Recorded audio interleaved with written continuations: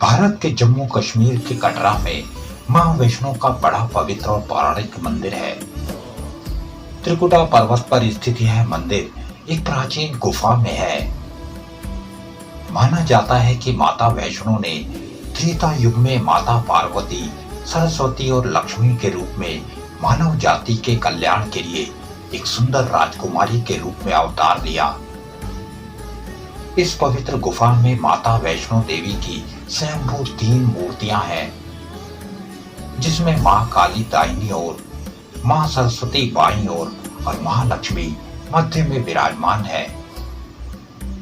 इन तीनों पिंडियों के सम्मिलित रूप को वैष्णो देवी माता का भवन कहा जाता है। इस पवित्र गुफा की लंबाई करीब 98 फुट है। इसी गुफा में एक बड़ा चबूतरा बना है। इस चबूतरे पर माता का आसन है, जहां देवी त्रिकुटा अपनी माताओं के साथ विराजमान है। भवन वह स्थान है जहां माता ने भैरवनाथ का वध किया था। प्राचीन गुफा के समक्ष भैरव का शरीर मौजूद है। कहते हैं माता ने जब भैरवनाथ पर प्रहार किया तो उसका शरीर तो यहीं रह गया, परंतु सर कटकर 3 किलोमीटर दूर भैरव घाटी में जा गिरा। उसी स्थान को आज भैरवनाथ मंदिर के नाम से जाना जाता है। कटरा से मां वैष्णो की पवित्र यात्रा आरंभ होती है, जो लगभग 13 किलोमीटर तक है। वहीं कटरा से भैरव मंदिर 14.5 किलोमीटर है। इससे जुड़ी एक पौराणिक कथा के अनुसार कई 100 वर्षों पूर्व कटरा से कुछ दूरी पर हंसाली गांव में मां वैष्णो के परम भक्त श्रीधर रहा करते थे। वे निसंतान और दरिद्र थे। एक बार उन्होंने माता के भंडारा करने का विचार किया।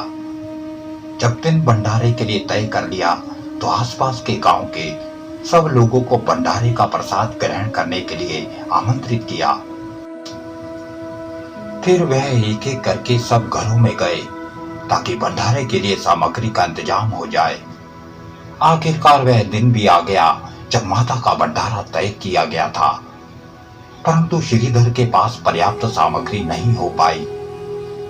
भंडारे की सुबह वो इसी तनाव में थे। उन्हें सिर्फ माता से आस थी। वो अपनी झोपड़ी के बाहर पूजा के लिए बैठ गए। दोपहर होते होते मेहमान आने शुरू हो गए। श्रीधर को पूजा में निमग्न देखकर मेहमानों को जहां स्थान मिला वो वहीं बैठ गए। जब श्रीधर ने आंखें खोली तो चिंतित थे कि इतने लोगों को कैसे भोजन कराया जाए। अचानक वो ये देखकर हैरान हो गए कि उनकी झोपड़ी के बाहर एक बालिका आई, जिनका नाम वैष्णवी था। एक एक करके उसने सबको स्वादिष्ट भोजन परोसा।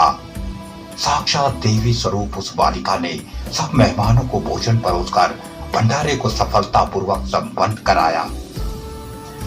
श्रीधर उस बालिका के बारे में जानने को उत्सुक हुए, परंतु आश्चर्य, वह कन्या अंतर्धान हो गई। समय बीतता गया। एक रात श्रीधर को स्वप्न में वही बालिका दिखी।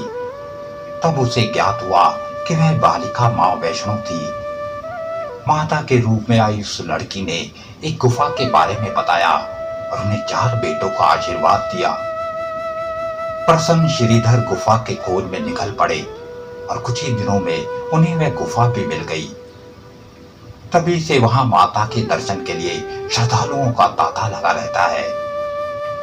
कहते हैं जैसे ही भैरवनाथ ने सौंदर्य की प्रतिमूर्ति मां वैष्णवी के दर्शन किए तो उसके मन में विकार आ गया।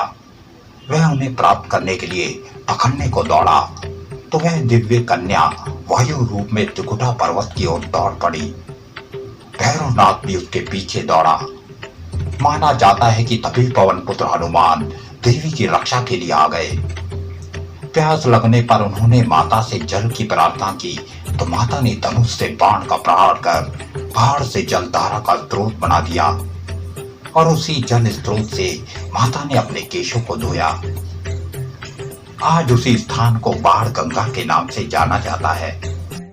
फिर माता वहीं एक गुफा में प्रविष्ट हुई, जहां उन्होंने 9 मास तक तपस्या की और उस अवधि में हनुमान भी बाहर पहरा देते रहे।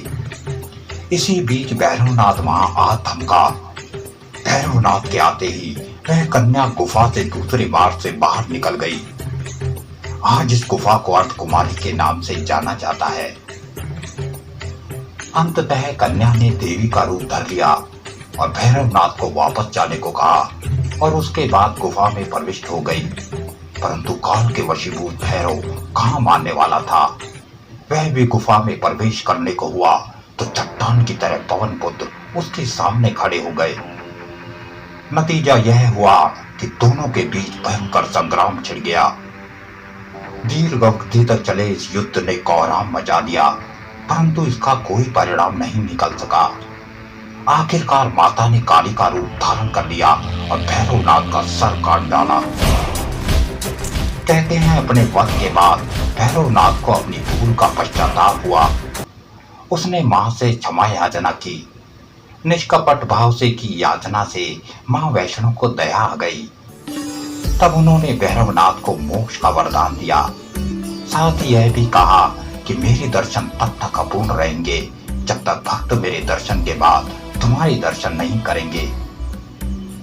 यह मंदिर माता वैष्णवी का जागृत स्थान है।